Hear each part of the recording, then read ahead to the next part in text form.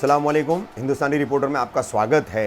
जैसा आपने हमारी पहली खबर में देखा, कल्याण लोकसभा चुनाव क्षेत्र के राष्ट्रवादी कांग्रेस पार्टी के उम्मीदवार बाबाजी पाटिल के प्रचार के लिए कौसा के नूरबाग हॉल में एक कार्यकर्ता मेलावा का आयोजन किया गया। तकरीबन इसमें 500 से 600 लोग मौजूद थे और वार्ड स्तर से लेकर के ब्लॉक स्तर के कार्यकर्ता पदाधिकारी इसमें मौजूद थे। हमने इनमें से कुछ महिला और कुछ पुरुष पदाधिकारियों से बात की कि किस तरीके से वो चुनाव का काम करेंगे, अपने उम्मीदवार बाबाजी पाटिल के लिए वो किन मुद्दों पर लोगों से वोट मांगेंगे। राष्ट्रीय स्तर के मुद्दे, राज्य स्तर के मुद्दे और यहाँ के मुमरा कौसा शील परिसर के ज़मीनी तौर के कौन से मुद्दे हैं जिन पर वो लोगों से जाकर के अपने उम्मीदवार को उन मुद्दों के ऊपर वोट देने की अपील करेंगे। क्या रही हमारी उनकी बातचीत, कैसे रहे हमारे सवालात, देखिए इन राष्ट्रवादी कांग्रेस पार्टी के पदाधिकारियों ने उनके क्या जवाब दिए। क्या नाम है आपका और राष्ट्रवादी कांग्रेस पार्टी में आपका पद क्या है? आज ये चुनाव को चलते हुए जो आपका कार्यकर्ता मेला हुआ था, तो क्या तैयारियां हैं यहाँ के कल्याण लोकसभा चुनाव क्षेत्र में आपके उम्मीदवार बाबाजी पाटिल की जीत को लेकर के आप लोगों की तरफ से? मेरा नाम रीनी रिजवी है। मैं कलवा मुमरा विधानसभा की महिला अध्यक्ष हूँ और एनसीपी पार्टी में मैं 10 साल से एक्टिव हूँ। ऑलरेडी पहले से हम लोग काम कर रहे हैं। हमारी विधानसभा की टीम ऑलमोस्ट पूरी एक्टिव है। हमारी 3 ब्लॉक अध्यक्ष हैं। मुमरा ब्लॉक अध्यक्ष वनीता भोर हैं हमारी, और कौसा ब्लॉक अध्यक्ष मिनाज हैं, और हमारी नेहा अंसारी शील विभाग की ब्लॉक प्रेसिडेंट हैं। हमारी वार्ड प्रेसिडेंट खड़ी हुई हैं यहाँ पे, तनवीर जी हैं, और भी हमारे 8 ब्लॉक वार्ड अध्यक्ष जो हैं मुमरा में हैं, और 11 वार्ड अध्यक्ष हमारी जो हैं यहाँ की कौसा की हैं, और 3 वार्ड अध्यक्ष हमारी शील की है। 29 वार्ड पूरा वो कंप्लीट कर रही हैं। हमारी जितनी यादी है, जैसे कि 83 हमारी कौसा यादी है, 73 हमारी मुमरा की है, शील की 12 यादी है। तो हमने हर यादी के ऊपर एक ब्लॉक पर एक बूथ प्रेसिडेंट बनाया है। उनके नीचे हमने 5 लोगों की टीम बनाया है, और उनके ऊपर हमारी जो भी ब्लॉक प्रेसिडेंट और वार्ड प्रेसिडेंट हैं उनके अंडर में वो सारी काम हो रहे हैं। और ऑलमोस्ट सारी जो यादियां हैं हमारी ऑलमोस्ट सर्वे हो चुका है, और हमारी पूरी टीम उसमें अच्छी तरीके से एक्टिव है। तो इंशाल्लाह हमारी पूरी मुमरा की टीम जो महिलाओं की 350 लेडीज़ की जो बूथ प्रेसिडेंट और ward president and block president की है, और कौसा की मेरी 450 की महिला की टीम जो ऑलरेडी वार्ड और ब्लॉक प्रेसिडेंट की जो है एक्टिव जो काम कर रही हैं। और हमारी शील की जो है 3 ब्लॉक प्रेसिडेंट और ब्लॉक पर उनके नीचे जो है 75 की टीम बनी हुई है, वो जो भी यादी के ऊपर पूरा अपनी एक्टिविटीज़ कर रही हैं। और हमारी जितनी विधानसभा की टीम है, ऑलरेडी जनरल सेक्रेटरी हैं लखबीर मैम है, शाइना आज़मी है, हमारी एडवोकेट एडवाइज़र हमारी एनसीपी की हैं। ये लोग पूरी तरीके से इनकी 5-5 लोगों की टीम लगी हुई है। इनके जहाँ जहाँ हमारी टीम काम करी है उनके ऊपर इन लोगों का सर्वे है, इनकी पूरी निगरानी है, इनके अंडर में पूरा काम हो रहा है। अच्छा, मुझे आप लोगों से मतलब तमाम आप राष्ट्रवादी की महिला पदाधिकारी हैं, इज्तिमाई मतलब कॉमन एक सवाल है मेरा आप लोगों से कि आपके उम्मीदवार बाबाजी पाटिल को यहाँ कल्याण लोकसभा चुनाव क्षेत्र और ख़ास करके कलवा मुमरा विधानसभा क्षेत्र जहाँ पर आप लोगों का खास करके पकड़ है, तो यहाँ पर किन मुद्दों पर आप लोगों से जो है अपील कर रहे हैं कि इन मुद्दों के चलते राष्ट्रवादी कांग्रेस पार्टी के उम्मीदवार को वोट देना चाहिए, बाबाजी पाटिल को वोट देना चाहिए, किन मुद्दों को आप लोगों को बताएंगे? हमारे पास बहुत सारे मुद्दे हैं। जैसे कि जब सरकार आई है बीजेपी की, उन्होंने जब ये नोटबंदी का किया हुआ था, उसके वजह से नोटबंदी का जो ये हुआ है, तो जितने भी यहाँ के लोग हैं जो हिंदुस्तान के, कोई बात छुपी नहीं है, सबको पता है कि यहाँ पे क्या हो रहा है और अभी तक क्या हो रहा है। इसीलिए पब्लिक इतनी बेवकूफ़ तो है नहीं, सारे पब्लिक को पता है।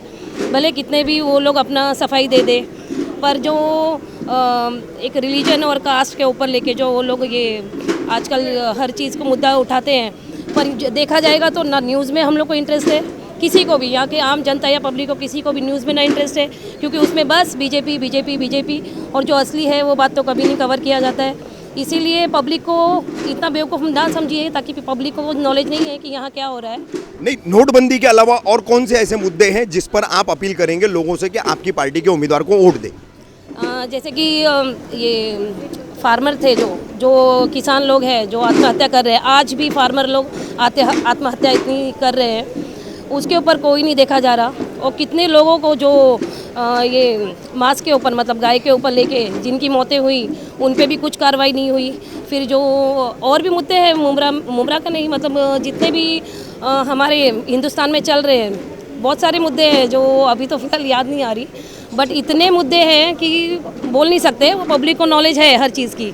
सबसे स्पेशली है कि जो लो बजट के इनकम वाले पब्लिक थे, उनको जो झूठ बोला गया कि उनको हम 15 लाख देंगे, आप खाता खोल लो, आपके खाते में इतने पैसे आ जाएंगे, ये सब झूठ रहा। एक भी चीज़ कोई भी पब्लिक को आज तक मिली नहीं।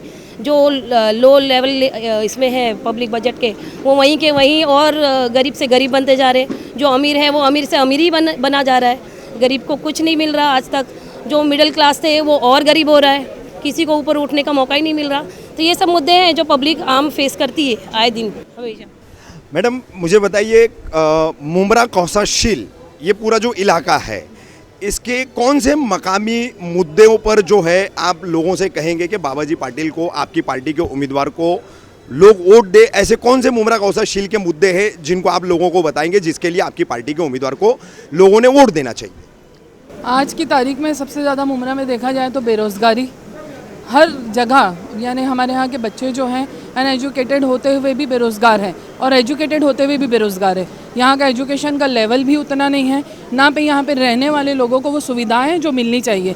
अगर वो सारी चीज़ें हैं हम लोगों को मिलती हैं और हमको इनकी तरफ से उम्मीद है, स्पेशली जिस तरीके से मालूम पड़ा कि इनका बैकग्राउंड है, महिलाओं को इन्होंने काफ़ी सपोर्ट किया है और हमारे मुमरा में जो महिलाएँ हैं काफ़ी एक्टिव हैं। जिस तरीके से आज का मिलावा हुआ और उसमें औरतों की जो संख्या थी बहुत ज़्यादा, वो किसी उम्मीद से थी। तो हम यही चाहेंगे कि बाबाजी पाटिल को हम जिस उम्मीद से वोट दे रहे हैं या हम इनसे दिलवा रहे हैं एक ज़िम्मेदार हो करके, तो वो उस चीज़ पे खरे उतरें और एक बहुत ही उम्मीद से, क्योंकि हम बहुत तकलीफ़ से गुजरे हुए हैं 2014 के बाद से। जो तकलीफ़ें झेली हैं लोगों ने, स्पेशली मुसलमानों ने, कि जो गोश्त के ऊपर जो कांड हुए, मुसलमानों को बेगुनाह मारा गया, लड़कियों के ऊपर अत्याचार हुए, बलात्कार हुए, तो हम यही चाहते हैं कि सबसे सारी परेशानियों को दूर करते हुए हमारे लिए कुछ अच्छी चीज़ या राहत का काम हो, इस उम्मीद से। रेनी जी, मेरा आखिरी सवाल है आपसे। आपका अभी पार्टी का ये कार्यकर्ता मेलावा था लोकसभा चुनाव के चलते, जिसमें कहा गया कि ये मोदी के खिलाफ जंग है, मोदी वर्सेस संविधान के रक्षणकर्ता और विचारधारा की लड़ाई है। तो 2014 में महाराष्ट्र में जब बीजेपी की सरकार नहीं बन रही थी, उस वक्त आप ही की पार्टी ने सपोर्ट किया, तो क्या उस वक्त विचारधारा की लड़ाई नहीं थी? इस पर क्या कहेंगे आप? विचारधारा की लड़ाई तो हमेशा से चलती आई है और चलती रहेगी, क्योंकि संविधान के खिलाफ अगर कोई जाएगा तो संविधान के खिलाफ आम पब्लिक जो है वो उसमें आवाज़ उठाएगी। आज तो देश का संविधान ऐसा हो चुका है कि हाई कोर्ट के जज जब बाहर निकल के ये बोलते हैं कि देश को बचाना है, आप इसको बचा लो। आज हमारे यहाँ जब इनकम टैक्स ऑफिसर्स हैं या जो भी पुलिस ऑफिसर्स हैं, वो अगर इस चीज़ों से नहीं बच सके हैं, वो आके ये चीज़ें बोलते हैं कि ये जो है देश हिटलर शाही होता चला जा रहा है, इस देश को बचा लो वरना आगे शायद कुछ सालों में चुनाव भी ना हो सके। ये मुद्दे चल रहे हैं। आज औरतों को बेटी बचाओ बेटी पढ़ाओ सुरक्षा देने का इन लोगों ने नारा लगाया था, पर आज बेटियां कहीं सुरक्षित नहीं है, बल्कि बेटियों के साथ बलात्कार ज़्यादा हो रहे हैं। नहीं रेनी जी, मेरा सवाल ये था कि इसी विचारधारा के खिलाफ आप 2014 के बाद से जो है जंग लड़ने की बात आप और आपकी पार्टी कर रही है, लेकिन आप ही की पार्टी ने 2014 में महाराष्ट्र में भाजपा की यानी बीजेपी की सरकार बनाने में मदद की। तो क्या उस वक्त विचारधारा की लड़ाई नहीं थी? हो सकता है उस टाइम पे ये सोचा गया कि भाई नई सरकार आएगी और ये कुछ अच्छा करेंगी, लेकिन इन्होंने तो 4 साल में ही अपना रंग दिखा दिया। आगे क्या होगा, इसलिए अब हम लोगों को समझ में आ गया, जनता जाग चुकी है, पार्टी भी जाग चुकी है, इसलिए जो है विचारधारा की लड़ाई शुरू हो चुकी है। फिमुल्ला साहब, आप कौसा ब्लॉक के वाइस प्रेसिडेंट है राष्ट्रवादी कांग्रेस पार्टी के। लोकसभा चुनाव के चलते आज नूरबाग में ये कार्यकर्ता मेलावा हुआ, तो किन मुद्दों पर आप लोगों से जो है अपनी पार्टी के उम्मीदवार को वोट देने की अपील करेंगे? लोगों के बीच में जा रहे हैं आप, तो कौन से मुद्दों को लेकर के जा रहे हैं? देखिए, ये एमपी का इलेक्शन जो है ये सेंट्रल का इलेक्शन है और इसमें जो सेंट्रल के मातहत जो काम होते हैं, जिनकी आज ज़रूरत है, और उस मुद्दे पे हम पब्लिक तक जाएंगे कि जो सेंट्रल के मातहत हमारे कौसा में जो कमी है, मुमरा कौसा के अंदर या कलवा में, तो उन मुद्दों के लिए हम वोटर्स तक जाएंगे। अच्छा, कौसा मुमरा शील ये जो पूरा इलाका, शील कल्याण ग्रामीण में है और कौसा मुमरा कलवा मुमरा विधानसभा क्षेत्र में, ये पूरा इलाका कल्याण लोकसभा क्षेत्र में आता है। तो मकामी कौन से मुद्दों को आप अहमियत देंगे? कौन से मुद्दों पर जो है आप लोगों से कहेंगे कि हमारे पार्टी के उम्मीदवार को वोट दीजिए? कौन से ऐसे मुद्दे हैं कौसा मुमरा के, शील के, इस पूरे इलाके के, जिनको लेकर के आप लोगों के बीच में जाएंगे? पहले तो ये यहाँ पे जो रेलवे स्टेशन है इसको और हाईटेक करने की बात होगी, और दूसरा ये जो यहाँ से मेट्रो स्टेशन के लिए हम पहले ये करेंगे कि इसको मुमरा कौसा को भी जो मेट्रो स्टेशन से कनेक्ट किया जाए, और जितने भी सेंट्रल गवर्नमेंट के अंडर में जो रोड्स हैं, हाईवे वगैरह हैं, जो हमारे मुमरा कौसा को लग के हैं, जो आसपास से जा रहे हैं, उनको हम चाहेंगे कि ये मुमरा कौसा के लिए कनेक्ट किए जाएँ। अच्छा रफ़ी मुल्ला साहब, अभी आपका कार्यकर्ता मेला हुआ, आपके कई नेताओं ने भाषण किया, विधायक जितेंद्र आव्हाड ने भाषण किया। इस चुनाव को 2019 के चुनाव को जो है विचारधाराओं की जंग बताया जा रहा है, जैसा अभी आपके नेताओं ने बताया। तो ये विचारधारा की जंग जो है वर्ष 2014 में महाराष्ट्र में भाजपा की सरकार को समर्थन देने के वक्त राकापा ने उस वक्त क्यों नहीं विचार किया? उस वक्त विचारधारा की जंग कहाँ गई थी? नहीं, उस वक्त समर्थन की बात नहीं हुई थी कि हम समर्थन दिया ना साहब, फ्लोर पर है सर, आप कैसे इनकार कर सकते हैं? नहीं, पवार साहब की यहाँ से कोई बात नहीं हुई थी कि भाई आपने, आपकी पार्टी ने समर्थन दिया, ये विधानसभा में मिनट्स में साहब, उससे आप इनकार नहीं कर सकते जी। उसमें तब विचारधारा कहाँ थी, ये मैं पूछ रहा हूँ आपसे। नहीं, उस वक्त देखिएगा ऐसा था, अब जैसे आप राज ठाकरे को देख लीजिए, 2011-12 के अंदर राज ठाकरे खुद फेवर में था मोदी के। मैं राष्ट्रवादी कांग्रेस पार्टी जी नहीं, मैं नॉट अबाउट, नहीं पॉलिटिकली मैं बता रहा हूँ। नहीं पॉलिटिकली मत बताइए, तो विचारधारा की बात हो रही है, विचारों की जंग की बात है। जी हाँ। तो उस वक्त जो है भाजपा को समर्थन देते वक्त, महाराष्ट्र में सरकार बनाने के वक्त, ये विचारधारा वही चीज़ मैं रफीक भाई से कहना चाह रहा हूँ कि उस वक्त जो है काफ़ी लोगों के जो राजनीतिक पार्टियाँ हैं, उनको ये लग रहा था कि मोदी जो है, इसकी सरकार जो है पहली सरकार से काफ़ी अच्छा कर सकती है। अब देखिए राज ठाकरे खुद उसके अगेंस्ट में हो गया, उसके अगेंस्ट में मीटिंग कर रहा है, लेकिन ये होगी कि वो जो 5 साल के अंदर मुल्ला साहब अभी भी महाराष्ट्र में देवेंद्र फडणवीस की भाजपा की सरकार मौजूद है जी। अभी वो बर्खास्त नहीं हुई है, खत्म नहीं हुई है जी। और आप ही के पार्टी के समर्थन से शुरू के 6 महीने उसने 8 महीने उसने निकाली थी। उस वक्त विचारधारा कहाँ थी? समर्थन कहाँ दिए? आप इनकार कर रहे हैं, सारी दुनिया को पता है, नहीं, वो सारी दुनिया को अभी पता है। किसी ने नहीं, आप इनकार कर रहे हैं लेकिन सारी दुनिया को पता है ये बात। मैं विचारधारा की बात कर रहा हूँ। जी हाँ, तो उस वक्त विचारधारा कहाँ थी? विचारधारा बिल्कुल, विचारधारा जब अगर किसी को समर्थन अगर करते भी नहीं, मैं आपके विधायक जी ने जैसे अभी नहीं कहा, बताता हूँ, आपके विधायक जी ने आप लोगों का मार्गदर्शन करते हुए कॉम्प्रोमाइज जो जो है कहा, ना, हर पार्टी का कॉम्प्रोमाइज विचारधारा से नहीं होता। उनकी विचारधारा अलग है, एनसीपी की विचारधारा अलग है। अगर समर्थन की ऐसी विचारधारा से कॉम्प्रोमाइज नहीं तो फिर समर्थन क्यों? ऐसी अगर कोई बात होती तो हम एनसीपी के जरिए जो हमारी कंडीशन पे हम समर्थन देते हैं, लेकिन उस वहाँ पे उस वक्त हुआ नहीं।